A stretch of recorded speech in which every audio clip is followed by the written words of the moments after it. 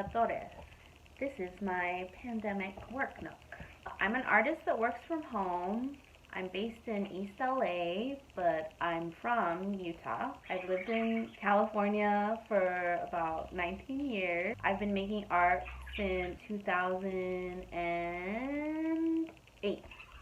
With a full face of makeup, I am here to share about my own artwork and encourage others to make their own, especially if you feel like your voice is not heard, if you don't see yourself represented in a lot of spaces.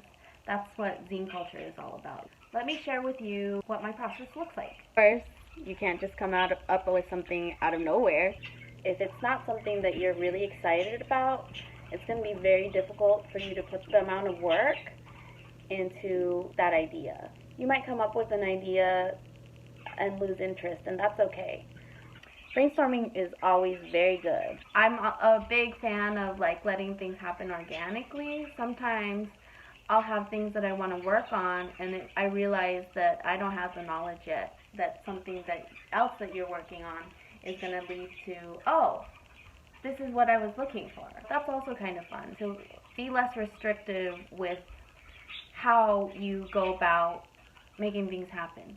It's not ever going to go exactly that you planned it. So it's important to also be very fluid, especially in these times. Be open to help, to be open to working together with others, and think outside the box. That's always good. This is what I would consider to be step one of brainstorming. Having somewhere to write down your ideas.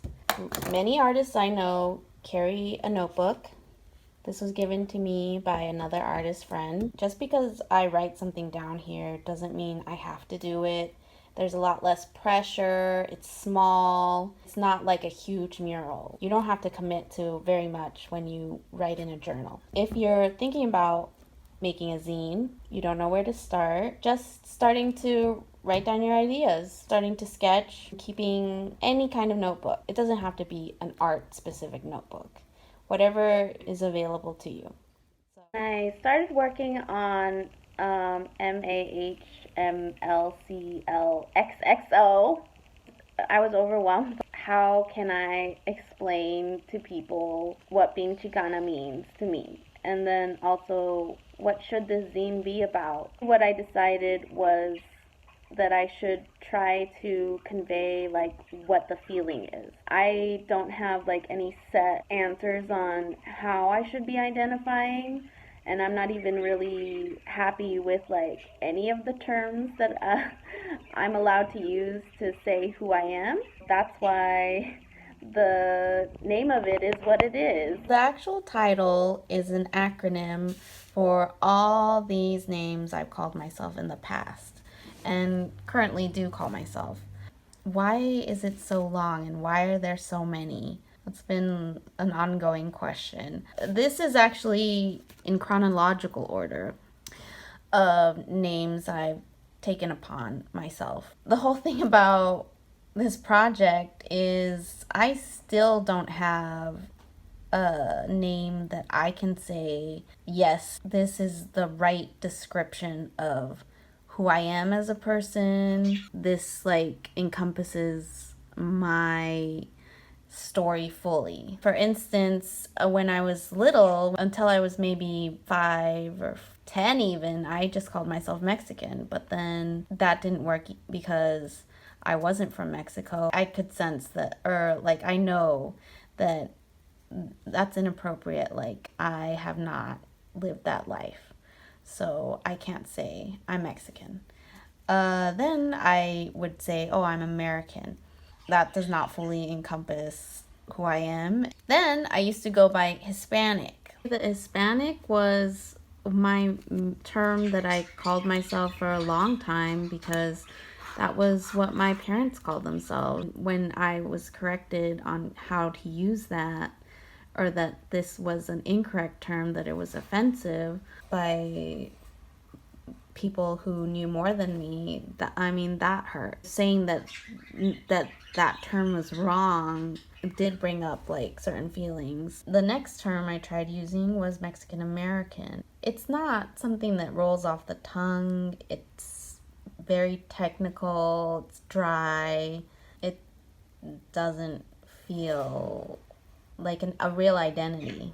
Then there's Latina. The thing that I like about the term Latina is that it's more inclusive. It's not just about being Mexican, which, that can create its own problems. And I've never been a person that is felt that being Mexican or Mexicans are more important than anyone else. That's also part of why none of these terms work. Then I tried Chicana. Chicana was difficult for me because for some reason I think my family never identified with the term Chicano.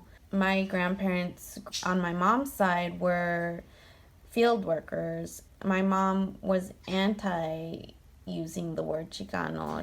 I can't remember why exactly, but there was just a feeling that it wasn't who we were.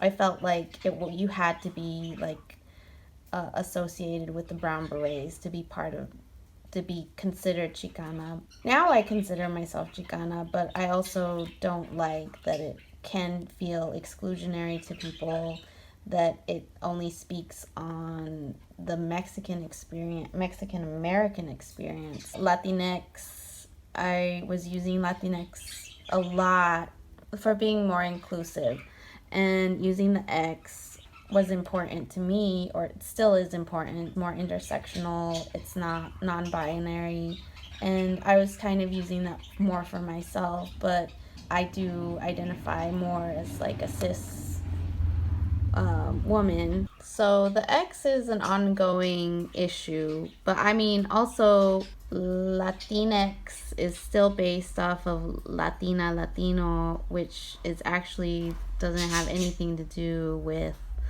where I'm from. Once again, refers to the conquistadores and the people that slaughtered my people. So it doesn't work really either.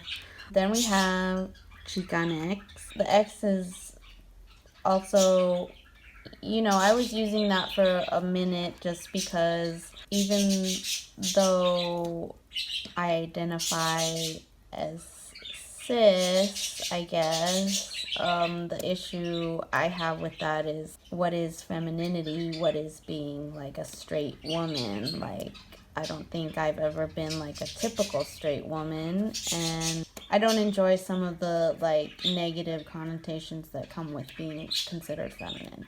That's its own thing. So here's the X.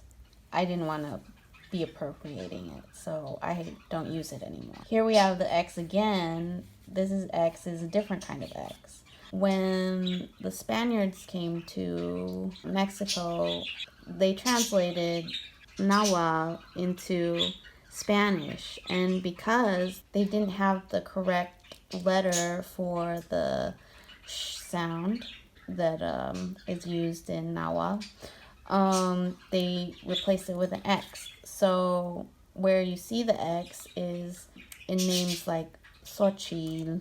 The Spaniards being unable to translate it, so they used X instead. So the reason why Chicanx or Chicana would be using X instead of the CH is to reference the Nahuatl language. So in that way, it's empowering, but it's also problematic because the way we are able to pay homage to that language is by using the X, which is using the language of people that conquered us. Here we end in Chicana, my favorite term for myself, but as you stated before, these are all the issues and problems that come with that word. So when I call myself Chicana, I'm talking about all those things. I'm still looking for like a term that is not painful. I end it with other because that's just, how I feel sometimes. So there's that. I also want to talk a little bit about this spread. Usually it takes me maybe 20 minutes to introduce myself, and it's been like that my whole life. The reason being is when someone asks you, where are you from? They could mean a variety of things. When someone asks me where I'm from, what they're really asking me is, if it's a white person, they're asking, do you have papers? If it's someone from LA, they're asking, are you a transplant? Someone from Utah, yeah, they're also asking, how did you get here? They're asking, are you Mormon? Someone from Mexico, they're asking, can you relate to me? Are you Mexican? From South America, can I talk about my culture with you? It's a pretty exhausting question, and I don't know if people realize that. Next, I want to show more about the brainstorming that I did to create this zine. The layout helps you figure out what kind of artwork to make, like what size, what shape. If you don't figure out what size you want your zine to be ahead of time, you could end up having to do more work than you need to. Zines are not really something that people do to make money, so it's more to convey a sense of self to others and to be heard. I think it's always a good idea to work smarter, not harder, because I tend to like to work hard. Here you can see Post-its. I just quickly wrote down ideas. For my zine, it's kind of like a free association glance into my mind and my experience. The next thing I did was work on the cover. I've been really working on my writing skills because my handwriting is not good. And then I started working on illustrations. As you can see, there are some mistakes here. I work with Photoshop and Illustrator a lot, so if I make a mistake, it's okay. I chose ahead of time to do the zine in black and white. The reason why I chose black and white is because it's more accessible. That's what it's all about, is sharing. This looks kind of boring, but I thought it was interesting. I looked up the definitions of these names that I've called myself in the past and currently. I wanted to know what the definitions actually were. And so I used Wikipedia, Urban Dictionary, and Merriam-Webster. The information was pretty disappointing. The zine could talk about how I feel, but then also kind of with these really confusing definitions, kind of like let other people know, hey, maybe you're confused about your identity and so is everybody else. What Wikipedia and Merriam-Webster have to say about your identity, it kind of was a relief in a way, because personally, like, I blame myself, like, that I don't know who I am, I don't know what to call myself, I don't know how to introduce myself to people, and seeing that, like, the dictionary was really no help. Like, in some cases, the words were not even in the dictionary. That made me feel justified. It's not me making these mistakes, it's the world I live in, where such a huge group of people cannot know who they are. The next thing I did was work on drawings. As you can see, this is the original one, and it's sized to be about 8.5 by 5.5, and this is the black and white version just printed out from my computer without text. I like to do the text first separately and figure out what the drawing should be with it. Just doing like the quick sketches and figuring out how many pages it should take to fit everything in there.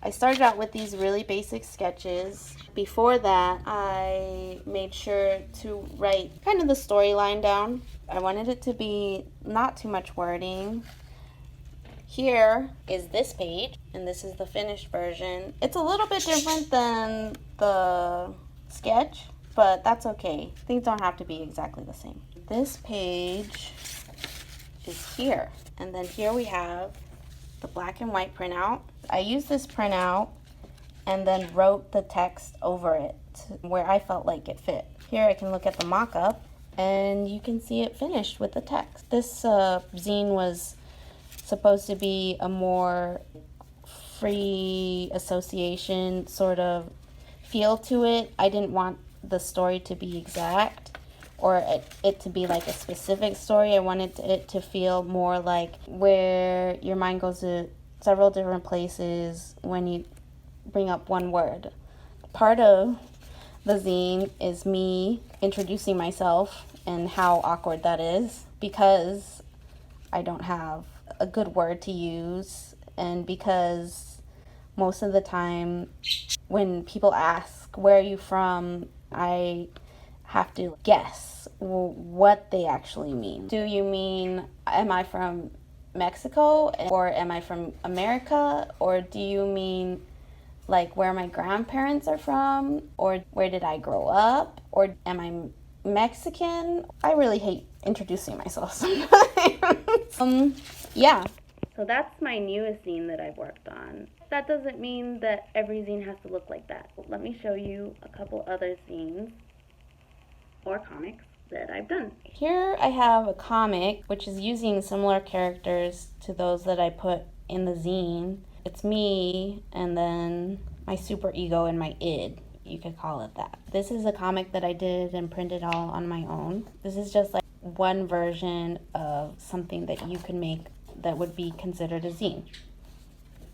This one was pretty time consuming, and it talks about the first Women's March and my day during that march and what I was thinking about. Next, I have my art trash zine. This one's like really different. I really wanted to make something out of recycled materials. Everything in the zine is recycled. It's something that could be thrown away. The cover is sewn. It's plastic that I sourced from a friend's table cover. I made little pockets and collected things to put in. You can see things that I chose to add. Lavender from my front yard, pistachio shells that I dyed with acrylic water, paint water from a painting that I was working on, little roaches, and all kinds of other stuff that I kind of thought would be interesting to see together. This is like a misprint. This is also a misprint. This is like a pet that I lost. We had a bunch of flyers left over, so I put it in there. Here I use like all kinds of stuff from vending and then from an art opening that I had. This is from the comic. It's also a misprint. Yeah, because I print a lot of my own stuff, I tend to have a lot of misprints, so I feel terrible like throwing it away, and it's also like really cute and fun to look at. This is the fourth volume, and with each one I do maybe like 8, and then that's it. A zine can be whatever you want it to be. It can be color printed, can be black and white, could be made out of trash. And that's the great thing about zines. With your self-publishing, you can do whatever you want.